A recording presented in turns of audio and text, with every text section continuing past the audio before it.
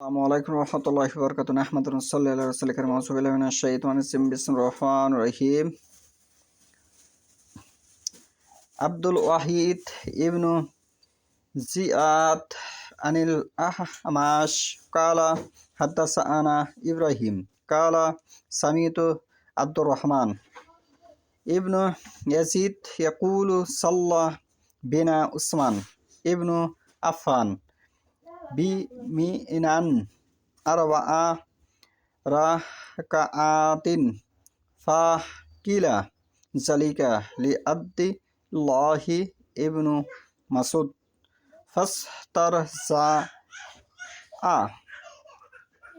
সুম্মা কালা সাল্লাইতু মা'a রাসূলুল্লাহি সাল্লাল্লাহু বিমিনান রাকাআতাইনি ওয়া সাল্লাইতু মা'a আবি বকর সিদ্দিক বিমিনান রাকাতাইনি ওয়া সাল্লাইতু মা'a উমর ইবনুল খাত্তাব বিমিনান রাকাতাইনি ফাসাল্লাইতু হাজি মিন আরবা'i রাকাতানি মুতাকাব্বালাতানি।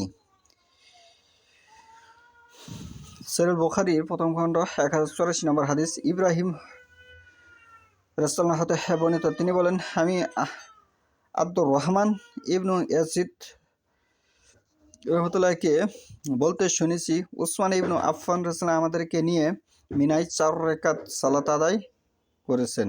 অতঃপর এ সম্পর্কে আব্দুল্লাহ ইবনু মাসউদ রাদিয়াল্লাহুকে বলা হলো, তিনি প্রথমে ইন্না লিল্লাহ পড়লেন।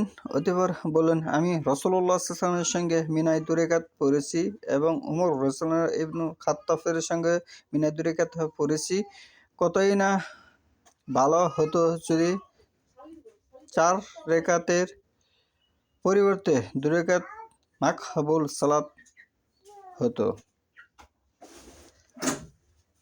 তাহলে এখানে ইব্রাহিম এবং ইয়াজিদ তাদের যে বক্তব্য 4 রাকাত সেটি বাতিল হিসেবে গণ্য হবে, কারণ আব্দুল্লাহ ইবনে মাসউদ একজন বিশিষ্ট সাহাবী এবং তিনি রাসূলুল্লাহ সাল্লাল্লাহু আলাইহি ওয়াসাল্লামের সঙ্গে 2 রাকাত পড়েছেন।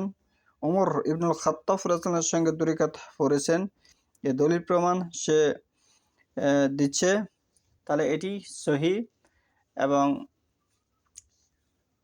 ইব্রাহিম আব্দুর রহমান ইবনু ইয়াজিদ এই দুজনের কথা বাতিল হিসেবে গণ্য হবে সালাতের কসরের বিষয়ে।